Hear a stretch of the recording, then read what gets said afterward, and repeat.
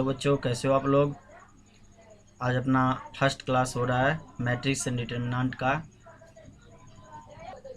हमारे पास proper way में material available न होने के कारण आज का वीडियो हम किसी बच्चे के कॉपी से पढ़ा रहे हैं।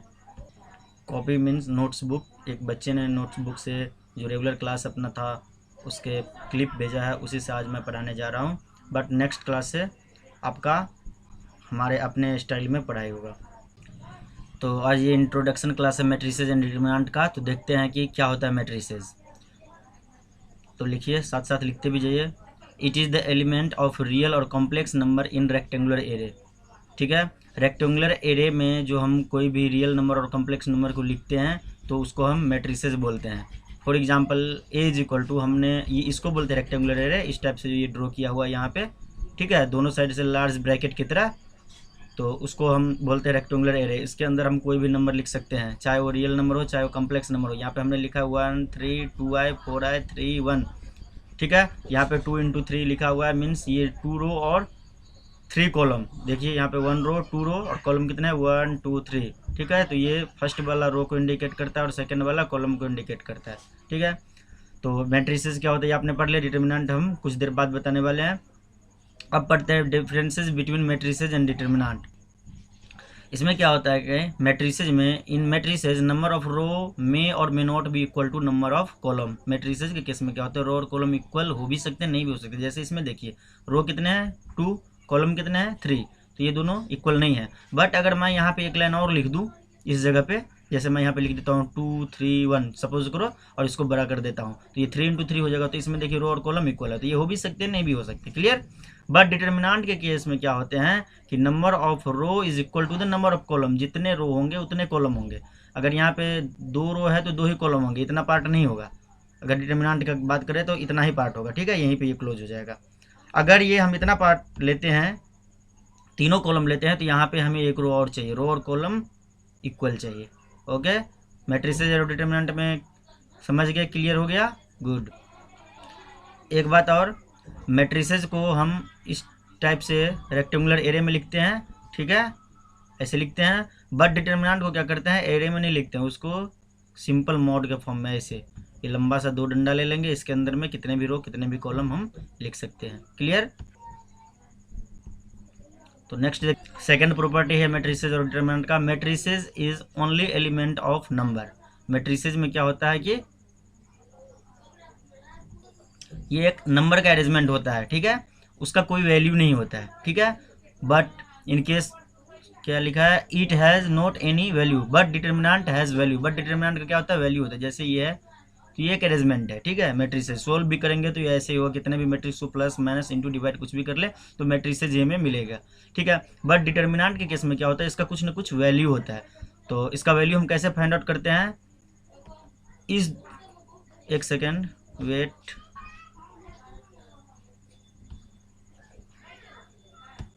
देखिए इसमें क्या होते हैं, डिटर्मिनेंट में इस दोनों को इंटू करते हैं।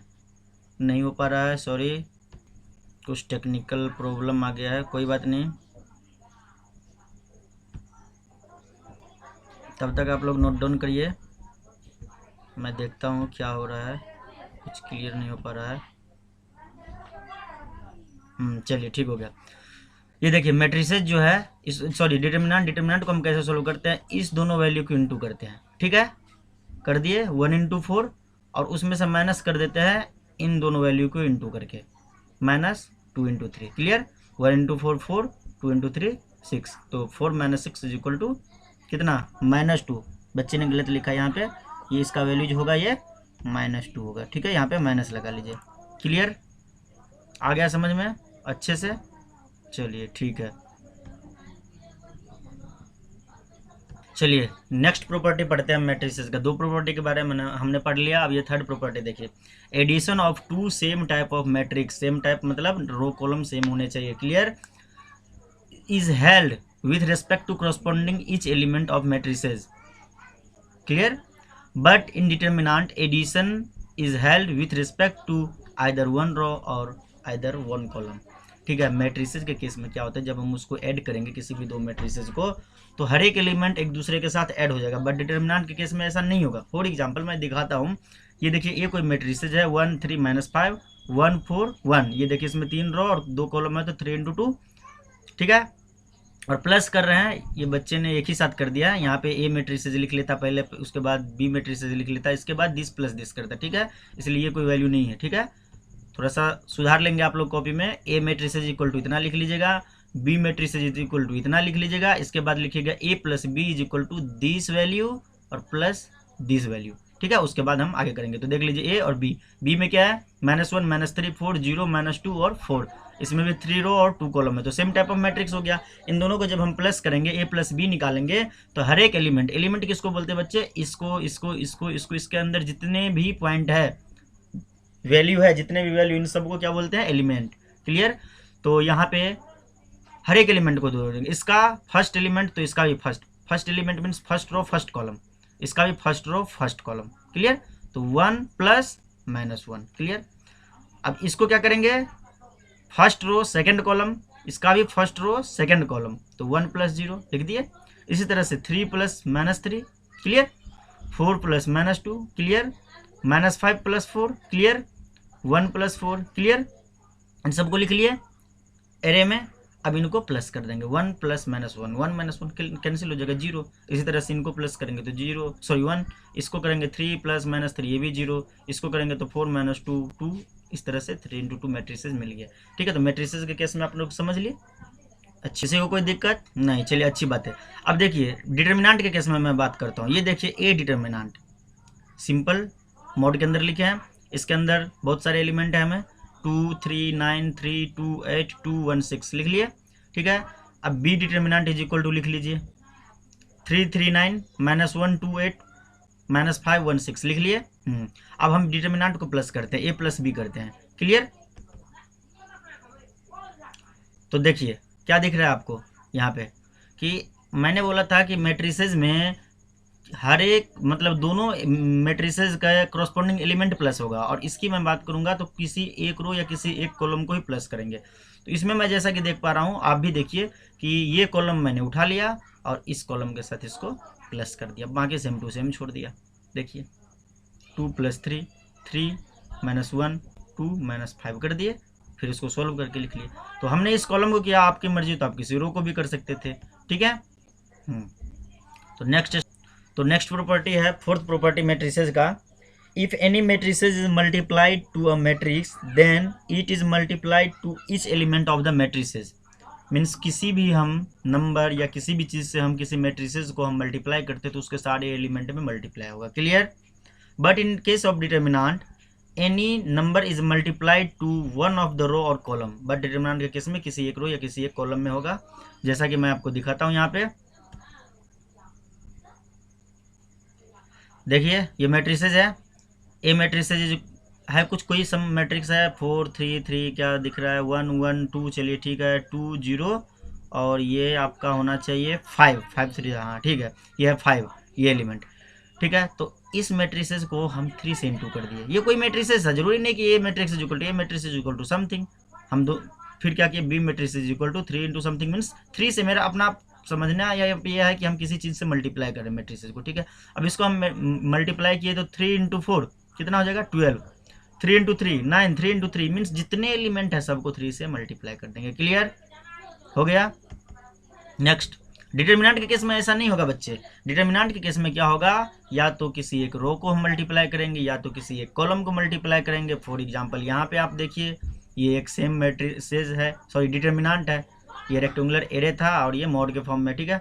इसके अंदर क्या किया हमने 3 से इंटू कर दिया, तो या तो किसी आप एक रो को मल्टीप्लाई कर दिए, इस रो को इस रो को इस रो को, किसी भी रो को मल्टीप्लाई कर सकते हैं, या फिर इस कॉलम को इस कॉलम को इस कॉलम को, किसी भी एक कॉलम को मल्टीप्लाई कर दीजिए तो आपका सोल्व हो जाएगा। ये देखिए इसमें हमने क्या किया, इस कॉलम को मल्टीप्लाई कर दिया, देखिए 3 4 जा 12, 3 × 1 3, 3 2 जा 6, बाकी सेम टू सेम छोड़ दिया, क्लियर। बहुत आसान है, टेंशन मत लीजिए, आप लोग इसमें से 15 मार्क्स स्कोर कर सकते हैं बोर्ड एग्जाम में, ठीक है। और इसके बाद इंटीग्रेशन पढ़ाऊंगा, मतलब इंटीग्रल कैलकुलस पार्ट, जब उसको पढ़ा दूंगा तो वहाँ से 44 और 15 कितने हो गए, अप्रॉक्स 55 मार्क्स, ठीक है। तो इजीली आप इतने मार्क्स स्कोर कर लेंगे। और उसके बाद ऐसा थोड़ी है कि और भी नहीं पढ़ेंगे, बहुत सारे पढ़ने उसके बाद भी। बात करते हैं टाइप्स ऑफ मैट्रिक्स, ठीक है। ये थ्योरी क्लास है, ठीक है। इसके अंदर मैं क्या होता है मैट्रिसेज, क्या होता है डिटर्मिनेंट, क्या उसके प्रॉपर्टी होते हैं दोनों के, ठीक है, ये मैं बता रहा हूँ। और क्या ऑपरेशन होते हैं उसमें, जो हम ऑपरेशन, जैसे आप मैथ पढ़ते हैं तो मैथ में क्या होता है, प्लस माइनस इनटू डिवाइड, ठीक है, इसी तरह से मैट्रिसेज का भी ऑपरेशन होते हैं। कैसे हम इन्वर्स निकालेंगे, कैसे हम ट्रांसपोज निकालेंगे, ये हर चीज़ मैं आपको इसमें सिखाऊंगा। और उसके बाद मैं आपको ले चलूँगा एक्सरसाइज पे। क्लियर? तो देखिए बच्चों, टाइप्स ऑफ ए मैट्रिक्स, कितने तरह के मैट्रिसेज होते हैं। फर्स्ट होता है row matrix, column matrix, horizontal matrix, vertical matrix, square matrix, diagonal matrix, scalar matrix, unit matrix, lower triangular matrix, upper triangular matrix, symmetric matrix. Okay, आइए one by one इस चीज़ को डिस्कस करते हैं। चीज़ों के अलावा दो चार कॉन्सेप्ट आप सीखिएगा। इसमें ट्रांसपोज ऑफ मैट्रिक्स एक तरह का, इसका जैसे मैंने नहीं बताया कि एप्लीकेशन क्या क्या, इसमें क्या क्या प्रोसेस है उसके, तो ट्रांसपोज ऑफ मैट्रिक्स ये हमें फाइंड आउट करना है। Adjoint of matrix, inverse of matrix और multiplication of matrix, addition of matrix, subtraction of matrix, बहुत सारे ये कॉन्सेप्ट हम सीखेंगे इसके अंदर, ठीक है। तो आइए देखते हैं रो मैट्रिक्स क्या होता है। Matrices which has a single row is called row matrix. वो मैट्रिक्स जिसमें सिंगल रो हो उसको मैं रो मैट्रिक्स बोलूंगा, आप भी बोलिए, सही रहेगा, ठीक है। जैसे ए इज इक्वल टू, देखिए इसमें एक ही रो है, कॉलम तो बहुत सारे है, तो ये 1 into 4 मैट्रिक्स हुआ, ठीक है, तो इसको मैं बोलूंगा रो मैट्रिक्स, ठीक है। देखिए आप लोग डिमोरलाइज नहीं होइए, हमारे पास इस चीज़ को मीन्स लिखना हमारे लिए पॉसिबल नहीं था, बहुत लंबा थ्योरी था, इसलिए मैंने क्लास में ये करवाया हुआ था। डेट आप यहाँ पे देख रहे होंगे, लिखा हुआ है, दिखाता हूँ मैं आपको। चलिए नहीं हो पा रहा है, ये मैं कराया था 30 अप्रैल को, सॉरी, ये देखिए क्या डेट लिखा हुआ है, क्लियर हमें नहीं दिख रहा है, ठीक है। इसी डेट को मैंने करवाया, बच्चे ने नोटबुक में लिखा हुआ था तो वैसी ने मुझे क्लिप भेजा, उसको मैंने कैम स्कैनर से स्कैन करके आप लोग को पढ़ा रहा हूँ, ठीक है। उसको अच्छे से पढ़िए, थोड़ा दिक्कत हो रहा होगा लिखने में, बट इग्नोर करिए उस चीज़ को, सुन सुन के लिख लीजिए। अगले क्लास में मैं पीडीएफ फाइल से, खुद के पीडीएफ से प्रिंटेड से पढ़ाऊंगा, तो आपको ये कठिनाई नहीं होगी, ठीक है। अब बात करते हैं कॉलम मैट्रिक्स का। कॉलम मैट्रिक्स क्या होता है, जिसमें सिंगल कॉलम हो, जैसे यहाँ पे देखिए एक ही कॉलम है, रो तो बहुत सारे 1 2 3 4, तो 4 into 1, क्लियर लिखा हुआ है, पढ़ देता हूँ। A matrix which has a single column is called column matrix, clear. तो थर्ड टाइप्स होते हैं हॉरिजॉन्टल मैट्रिक्स, लिखिए इसका definition. A matrix is which has, sorry, in which number of row is less than the number of column is called horizontal matrix. जिसमें row कम होंगे, column ज़्यादा होगा, वो हॉरिजॉन्टल मैट्रिक्स होगा। देखिए इसमें 2 रो है और कॉलम कितने, 4, 2 into 4, क्लियर। अब बात होता है वर्टिकल मैट्रिक्स। ऐसा आप लोग ये मत समझिएगा कि ये इंपॉर्टेंट नहीं है, ये बहुत इंपॉर्टेंट है, ठीक है। और एग्जाम में 2 to 4 मार्क्स, 4 क्या 5 मार्क्स का लगा लीजिए, ये न्यूमेरिकल आएंगे, मैट्रिक्स दे देगा और आपसे पूछ लिया जाएगा कि ये कौन सा मैट्रिक्स है। फोर्थ टाइप है इसका वर्टिकल मैट्रिक्स। वर्टिकल मैट्रिक्स क्या होता है, matrix in which number of row is greater than the number of column is called vertical matrix, ठीक है। इसमें देखिए रो कितने हैं, 1 2 3 4, कॉलम कितने हैं, 1 कॉलम 2 कॉलम, तो रो ज्यादा हो गया 4 into 2, ठीक है, रो ज्यादा है कॉलम कम है, तो ये होगा वर्टिकल मैट्रिक्स, क्लियर। अब मैं बात करता हूँ स्क्वायर मैट्रिक्स। तो स्क्वायर मैट्रिक्स क्या होता है, matrix in which number of row equal to the number of column, row column दोनों ही इक्वल होंगे। जैसे इस मैट्रिक्स में आप देखिए कितने रो और कितने कॉलम, 3 रो 3 कॉलम, ठीक है। कंफ्यूज मत होइएगा, ये एक एग्जाम्पल है, यहाँ पे आपको अगर कोई एलिमेंट इसके अंदर दिखाई नहीं दे रहा है तो आप अपने मर्जी का कुछ भी लिख सकते हैं, कोई दिक्कत वाली बात नहीं है, ठीक है। जहाँ पे प्लस माइनस इंटू डिवाइड रहेगा वहाँ पे प्रॉब्लम हो सकता है, वहाँ पे मैं बोल देता हूँ, यहाँ पे आप कुछ भी लिख सकते हैं। तो नेक्स्ट मैट्रिक्स है अपना रेक्टेंगुलर मैट्रिक्स, ठीक है। तो लिखिए A matrix is in which number of row is not equal to the number of column. Row column equal नहीं होगा तो ऑब्वियसली यार वो रेक्टेंगल ही होगा, रो कॉलम इक्वल हो जाएगा तो स्क्वायर मैट्रिक्स हो जाएगा, नहीं होगा तो रेक्टेंगल होगा। यहाँ पे देखिए ए मैट्रिक्स में क्या है, 4 रो और 2 कॉलम, तो रेक्टेंगल है ना, इस ऐसा बना है ना रेक्टेंगल, वर्टिकल रेक्टेंगल।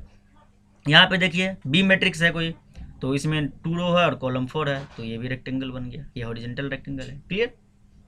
अब मैं बात करता हूँ डायगोनल मैट्रिक्स। तो A square matrix in which all element not occurring along principal diagonal are 0 is called diagonal matrix, ठीक है।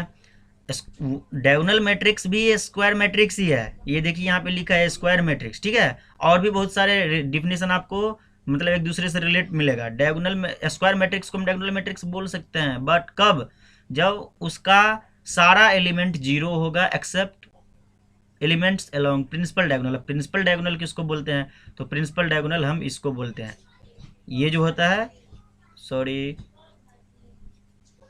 एक सेकेंड, हाँ ये जो है ये प्रिंसिपल डायगोनल है, पता नहीं क्या हो गया। ये देखिए ये जो घेरा हुआ है, मतलब ये जो पार्ट है इस कॉर्नर से लेके इस कॉर्नर तक का एलिमेंट, इसको बोलते हैं प्रिंसिपल डायगोनल। क्लियर?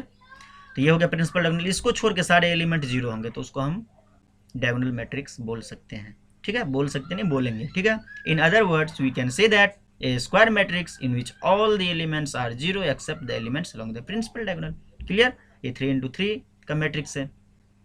अब मैं बात करता हूँ स्केलर मैट्रिक्स की। तो लिखिए स्केलर मैट्रिक्स क्या होता है? ए डायगोनल मैट्रिक्स। अब देखिए इसमें भी आ गया ए डायगोनल मैट्रिक्स, मीन्स ये अगर डायगोनल मैट्रिक्स है तो ये स्क्वायर मैट्रिक्स भी है, क्योंकि डायगोनल मैट्रिक्स स्क्वायर मैट्रिक्स भी होता है, तो स्केलर मैट्रिक्स भी डायगोनल मैट्रिक्स हुआ।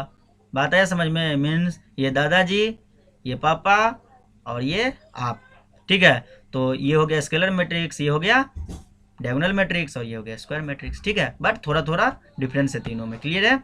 तो ये diagonal matrix in which elements along principal diagonal are equal. ठीक है, ये एंड इक्वल लिख दिया, गलत लिखा है बच्चे ने। ठीक है, तो प्रिंसिपल डायगोनल के अलोंग का एलिमेंट इक्वल होगा, बाकी सारे जीरो होंगे, तो ये कहलाएंगे स्केलर मैट्रिक्स। क्लियर? चलिए unit matrix, next topic is unit matrix, जिसको हम आइडेंटिटी मैट्रिक्स भी बोलते हैं। तो ये क्या होता है आइए देखते हैं। इसमें क्या होता है, प्रिंसिपल डायगोनल के अलोंग जो एलिमेंट होंगे वो सारे 1 होंगे और सारे एलिमेंट 0 होंगे, तो इसको हम बोलेंगे यूनिट मैट्रिक्स और आइडेंटिटी मैट्रिक्स। लिखिए, it is also known as identity matrix. Definition लिखिए, scalar matrix in which elements along principal diagonal is 1 and remaining elements are 0। Clear? चलिए हो गया। अब मैं बात करता हूं अपर ट्रायंगुलर मैट्रिक्स की। तो अपर ट्रायंगुलर मैट्रिक्स सिंपल सी भाषा में जानिए कि प्रिंसिपल डायगोनल के नीचे का एलिमेंट 0 होगा, बाकी कुछ भी हो सकता है, तो उसको बोलेंगे अपर ट्रायंगुलर मैट्रिक्स। इसी तरह लोअर ट्रायंगुलर मैट्रिक्स क्या होगा, प्रिंसिपल डायगोनल के ऊपर का एलिमेंट 0 होगा, बाकी एलिमेंट्स कुछ भी हो सकता है। ठीक है, तो यहाँ पे हम देखते हैं इफ ए आई जे हमने क्यों लिखा, ये आई रो है, जे कॉलम है। ठीक है, तो A11 यहाँ पे बोलूँगा A11 कितना है, 1 है, और मैं बोलूँगा A12 -2 है, A13 5 है। ये समझे मैं क्या बोल रहा हूँ? ये मैं बोल रहा हूँ A11 का मतलब first row first column, A12 का मतलब first row second column, A13 का मतलब first row third column, A21 का मतलब second row first column, A22 का मतलब second row second column, A23 का मतलब second row third column, A31 का मतलब third row first column, A32 का मतलब third row second column, A33 का मतलब थर्ड रो थर्ड कॉलम। तो मैंने क्या बोला था कि Aij, if Aij is a square matrix where Aij equal to 0, ठीक है, Aij equal to 0 for i greater than j is called upper triangular matrix. Means Aij के फॉर्म में मैट्रिक्स होगा। यहाँ पे क्या होगा, Aij इक्वल टू 0 होगा, लेकिन कब Aij इक्वल टू 0, ये Aij तो सारे Aij है, बट i का वैल्यू j से ग्रेटर होगा। कैसे, ये देखिए A11, ठीक है, तो ये तो इक्वल हो गया, कोई बात नहीं। ये क्या है, A12, तो i तो कम हो गया, j ज़्यादा हो गया, A13 तो j ज़्यादा हो गया, तो इसको भी इग्नोर कर देंगे। ये वाला वैल्यू क्या होगा, 2 ये भी इक्वल हो गया। ये क्या होगा, 2 तो ये i कम हो गया। ये क्या होगा, 3 तो इसमें i j इक्वल हो गया। ठीक है, बट यहाँ पे देखिए ये सेकेंड रो फर्स्ट कॉलम, इसको हम क्या बोलेंगे, A21 बोलेंगे ना, सेकेंड रो फर्स्ट कॉलम। ठीक है, तो i ज़्यादा है j से, मीन्स रो है सेकेंड कॉलम है फर्स्ट, 2 ग्रेटर देन 1। ठीक है, तो ये वाला वैल्यू 0 होना चाहिए। क्लियर?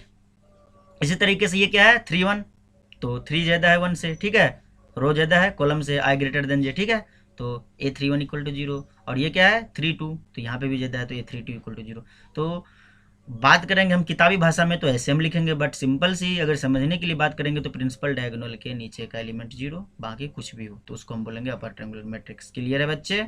तरीके से मैं यहाँ देखूंगा लोअर ट्रायंगुलर मैट्रिक्स क्या होता है, तो सेम डिफिनेशन रहेगा, if Aij is a square matrix where Aij equal to 0 for i less than 0, यहाँ पे लेस देन वाली बात होगी, is called lower triangular matrix. तो यहाँ पे देखिए बाकी सब सारा कॉन्सेप्ट मैं दोबारा नहीं बोल रहा हूँ इस चीज़ को, ये देखिए मैं इतना ही बोलूँगा। ये वाला पॉइंट क्या होगा, 1 2, i लेस है j ग्रेटर है। ठीक है, ये क्या होगा 1 3, ये भी सेम, ये क्या होगा 3, ठीक है। तो A12 A13 A23 equal to 0। किताबी भाषा में ये हो गया। अगर आसान भाषा में बात करें तो प्रिंसिपल डायगोनल के ऊपर का एलिमेंट 0, बाकी कुछ भी हो सकता है, ठीक है। तो इसको बोलेंगे लोअर। बच्चों तो आपने लोअर ट्रायंगुलर मैट्रिक्स देख लिया। मैं बिजी हो गया था, कहीं सब फोन आ गया था एक बच्चे का। एडिशन और सब्ट्रैक्शन तो आपने सीख लिया। अब हम बात करते हैं मल्टीप्लीकेशन ऑफ मैट्रिक्स की, ठीक है। किसी भी मैट्रिक्स को हम मल्टीप्लाई कैसे करेंगे, ठीक है। तो if A is equal to A as A M N, means A कोई मैट्रिक्स है, ए आई जे इसका एलिमेंट है, ये आई जे रो और कॉलम को रिप्रेजेंट करेगा और एम रो है, एन कॉलम है, ठीक है। बी कोई मैट्रिक्स है जो बी जे के है, ठीक है। बी जे के, जे रो है और के कॉलम है, ठीक है। सॉरी, हाँ ठीक है, ये आई जे, हाँ जे के, हाँ लिख सकते हैं, कुछ भी लिख सकते हैं, ठीक है।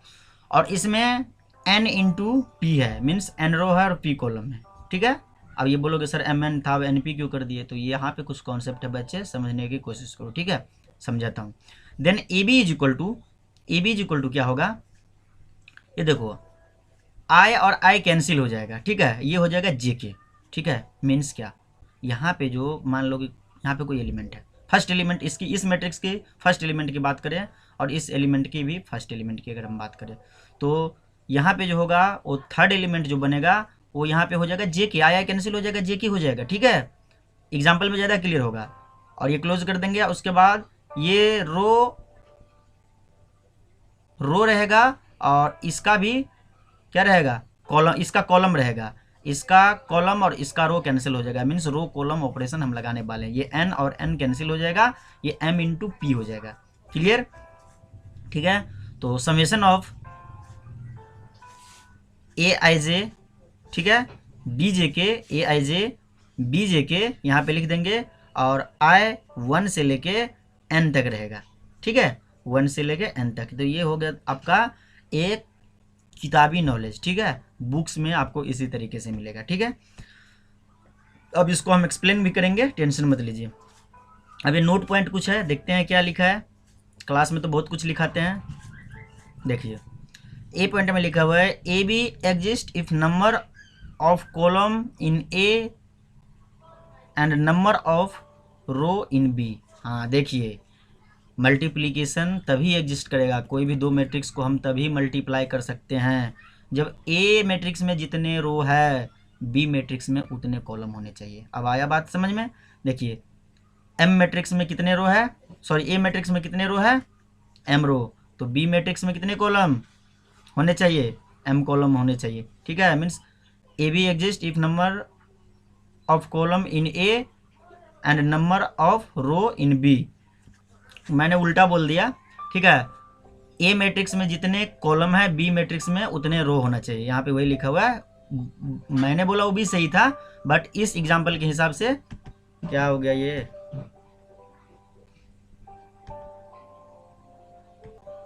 मैंने जो बोला वो भी सही था, बट इस एग्जाम्पल के हिसाब से सही नहीं था। इस एग्जाम्पल के हिसाब से अगर हम बात करें तो ए मैट्रिक्स में जितने कॉलम है, इसमें कितने कॉलम है, एन, तो बी मैट्रिक्स में एन रो होने चाहिए। मतलब साफ है कि अगर इसमें 3 कॉलम है, रो पे कोई मैंने रहता, तो इसमें क्या होना चाहिए, 3 रो होने चाहिए। आया बात समझ में, तभी ए बी एग्जिस्ट करेगा, ठीक है।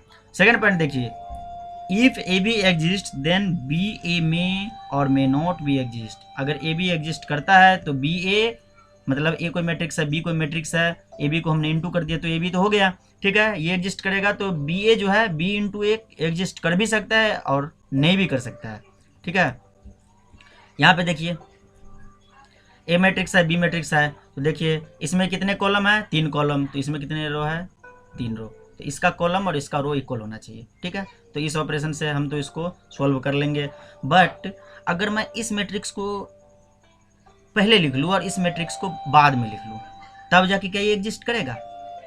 तो पहले में मान लो ये फर्स्ट मैट्रिक्स और ये सेकंड में मान लेता, तो इसमें कितने कॉलम है, 3, तो इसमें तो 3 रो होने चाहिए बच्चे, तो इसमें तो 2 ही रो है, तो ये एग्जिस्ट नहीं करेगा। आया बात समझ में, वेरी गुड। चलिए, तो बी ए एग्जिस्ट कर भी सकता है, नहीं भी कर सकता, बट ए बी एग्जिस्ट करेगा जब फर्स्ट का कॉलम और सेकंड का रो इक्वल हो। मीन्स इसमें 3 कॉलम है तो इसमें 3 रो होने चाहिए, तो इसमें है 3 कॉलम और इसमें है 3 रो। चलिए अब मैं इसका ऑपरेशन लगा देता हूँ। तो मैं क्या लगा रहा हूँ, रो बाय कॉलम मल्टीप्लीकेशन, ठीक है। रो बाय कॉलम मल्टीप्लिकेशन, इसको हम कैसे सोल्व करते हैं, इसके रो को इसके कॉलम के साथ मल्टीप्लाई करेंगे, उसको बोलते हैं रो बाय कॉलम मल्टीप्लिकेशन। ठीक है, तो इस रो में क्या है 1 2 3, उसको इंटू करेंगे 3 1 5 के साथ। कैसे करेंगे, तो 1 इंटू 3 क्या हो गया 3, लिख लिया हमने यहाँ पे 3, प्लस 2 इंटू 1 2 हो गया, लिख दिया यहाँ पे, लिख दिए। उसके बाद 3 इंटू 5 15 प्लस 15 लिख दिए, काम खत्म। फर्स्ट रो को किसके साथ, फर्स्ट कॉलम के साथ यहाँ पे लिख दिए। अब क्या करेंगे, फर्स्ट रो को सेकेंड कॉलम के साथ करके यहाँ पे लिखेंगे, फिर फर्स्ट रो को थर्ड कॉलम के साथ करके यहाँ पे लिखेंगे।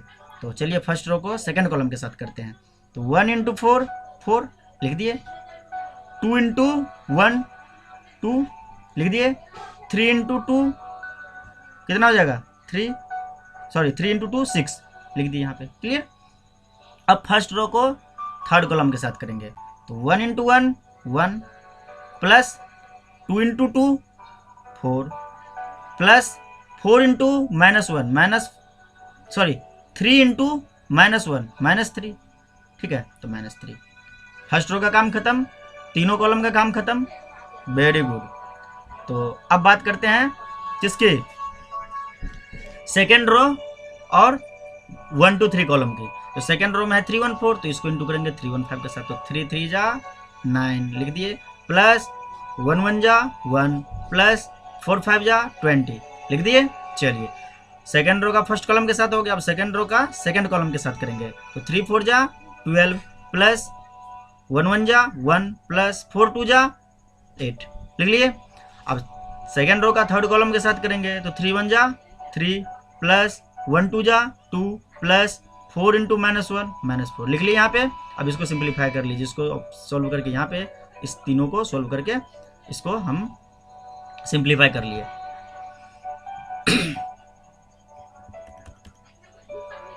तो यहाँ पे देखिए क्या मिला हमें, ये करने के बाद ये वैल्यू मिल गया, कौन सा मैट्रिक्स मिला 2 इंटू 3 का मैट्रिक्स। तो hence B A does not exist, B A भी तो एग्जिस्ट कर गया, हमने सोल्व कर लिया, बट बी आप सोल्व करके देखो। अगर आप बोलते हो कि सोल्व हो सकता है तो आप हमें करके दिखाओ, हमारी तरफ से एक डायरी मिल्क आपको, बी मैट्रिक्स को यहाँ पे लिख लो और ए मैट्रिक्स को यहाँ पे लिख लो, और जो मेथड मैंने बताया वो करके दिखा दो। 40 रुपीज़ का डायरी मिल्क मिलने वाला है, जो कर देगा उसको। चलिए थोड़ा सा और पढ़ लेते हैं, वैसे इतना बहुत ज़्यादा हो गया आपके लिए, ठीक है, बट हमारे एक बच्चे हैं जो बहुत परेशान है, तो उनके लिए हमें करना पड़ेगा और भी ज़्यादा। तो अब नेक्स्ट टॉपिक क्या है, ट्रांसपोज ऑफ मैट्रिक्स, ठीक है। ट्रांसपोज ऑफ मैट्रिक्स क्या होता है, if corresponding row of matrix changing to corresponding column then obtained matrix is called transpose of matrix. Transpose of matrix में क्या होता है, मैट्रिक्स के रो को उठा के कॉलम में लिख देते हैं, तो उसको बोलते हैं ट्रांसपोज ऑफ मैट्रिक्स। उसको हम डिनोट करते हैं ए डैश या ए टी से, ठीक है। यहाँ पे देखिए ए मैट्रिक्स इज इक्वल टू 1 2 3 -1 0 2, ये था मैट्रिक्स 3 इंटू 2 का, ठीक है। तो इसके रो को उठा लिए और पकड़ के ये पार्ट उठा लिए और इसको लाके यहाँ पे लिख दिए, दिखाता हूँ मैं, ये देखिए यहाँ पे लिख दिए। 1 2 था तो 1 2 को रो में से उठा के कॉलम में लिख दिए, फिर 3 -1 को उठा के 3 -1 ऐसे लिख दिए, फिर 0 2 को उठा के 0 2 ऐसे लिख दिए।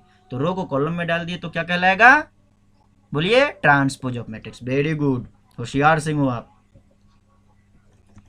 अब देखिए प्रॉपर्टी ऑफ ट्रांसपोज मैट्रिक्स, ठीक है।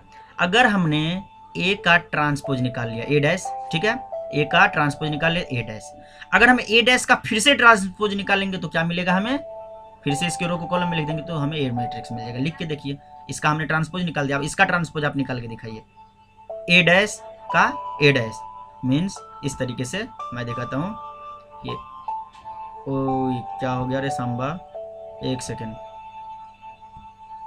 ये देखिए ये ए डैश, ये तो ट्रांसपोज हो गया, ये आपने हमें निकाल के दिया। अब इसका फिर से निकाल दीजिए,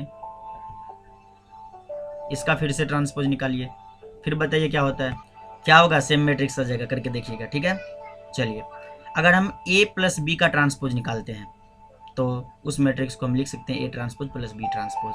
ठीक है, ये ट्रांसपोज का प्रॉपर्टी है। अगर ए बी ट्रांसपोज है तो उसको हम लिख सकते हैं B transpose A transpose. A transpose B transpose नहीं लिखेंगे वरना गलत हो जाएगा। ठीक है, हाँ। आप लोग चलिए अब बात करते हैं हम सिमेट्रिक मैट्रिक्स की। क्या होता है symmetric matrix? A matrix sorry a square matrix A is equal to A as A M N sorry N N. ठीक है, एम एन नहीं एन एन, क्योंकि यहाँ पे रो कॉलम इक्वल होगा, क्योंकि ये स्क्वायर मैट्रिक्स जब भी लिखेंगे तो एम एन नहीं लिखेंगे, एन एन लिखेंगे, क्योंकि रो कॉलम इक्वल होगा, या एम एम लिख दीजिए। ठीक है, is symmetric matrix if A as A equal to A J है, मीन्स ए आई जे जो होगा वो ए जे आई के इक्वल होगा, तो हम इसको बोल सकते हैं कि ये सिमेट्रिक मैट्रिक्स है। फॉर एग्जाम्पल हमने यहाँ पे एक एग्जाम्पल लिया 2 9 6 9 3 क्या ये 5 6 5 4 3 इंटू 3, ये सेम वैल्यू आप लीजिएगा वरना गलत हो जाएगा। ठीक है, तो मैं अब बताता हूँ A I J is equal to A J I, means मैं समझाता हूँ। ये प्रिंसिपल डायगोनल को छोड़ दीजिए, प्रिंसिपल डायगोनल छोड़ दिए। ठीक है, अब बात करते हैं। देखिए ये क्या हुआ A21 second row first column. ठीक है, तो A21 इज इक्वल टू क्या होना चाहिए A12, तो A12 कौन सा होगा 1 2, तो देखिए दोनों वैल्यू इक्वल है, तो ए जे इज इक्वल टू ए जे हो गया ना। तो यही मैंने यहाँ पे लिख दिया A12 is equal to A21 is equal to 9। इसी तरह से मैं ये वैल्यू अगर देखूँ तो ये क्या हो गया A31, तो A31 होना चाहिए A13 के इक्वल, तो A13 क्या होगा 13, तो देखिए 6 इज इक्वल टू 6 हो गया, A31 is equal to A13। इस तरह से मैं इस वैल्यू की बात करूँ तो ये क्या हो जाएगा A32, ये वैल्यू क्या होगा A32, तो क्या होना चाहिए A23 के इक्वल, तो A23 कौन सा हुआ A2 second row first column 3, तो ये देखिए 5 और 5 इक्वल, मीन्स बात साफ है। अगर आसान भाषा में हम अगर बात करें तो मैं बताता हूँ आपको, इसको भूल जाइए प्रिंसिपल डायगोनल को। इसके अलावा देखिए ये वैल्यू जो होगा ये वैल्यू ये इस वैल्यू के इक्वल होगा। ठीक है, ये वैल्यू जो है ये इसके इक्वल होगा, और ये वैल्यू जो है ये इसके इक्वल होगा, तब हम कह सकते हैं कि ये मैट्रिक्स सिमेट्रिक मैट्रिक्स है। ठीक है, ये आसान भाषा में हुआ। ठीक है, बट टेक्निकल भाषा में ये हुआ। एक रिमेम्बरेबल पॉइंट है, in case of symmetric matrix A is equal to A transpose. Simple सी बात है, रो को कॉलम में पलटेंगे तो वैल्यू सेम आएंगे। अगर आपको मेरी बातों पे यकीन नहीं होता तो ये मैट्रिक्स जो आपने ऊपर लिखा उसका ट्रांसपोज निकालिए, देखिए सेम आंसर आ जाएगा। तो अब मैं बात करता हूँ स्क्यू सिमेट्रिक मैट्रिक्स के बारे में। बताइए स्क्यू सिमेट्रिक मैट्रिक्स क्या होगा? ठीक उसका उल्टा होगा। ठीक है, लिखिए A square matrix A is equal to A as A, ठीक है, N N N into N is skew symmetric matrix if A as A equal to minus A J है। ठीक है, तो वही बात हो गई। टेक्निकल भाषा तो आपको समझ आ ही गया। नॉन टेक्निकल में अगर हम बात करें तो ये प्रिंसिपल डायगोनल को छोड़ के, प्रिंसिपल डायगोनल को, सॉरी पेन भूल गया मैं, रुकिए पेन लेके आता हूँ घर से।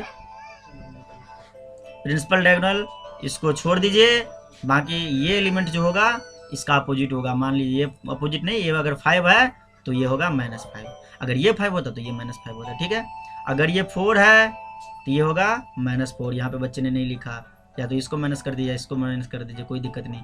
अगर ये 3 है तो ये -3 होगा। ठीक है, आगे बात समझ में?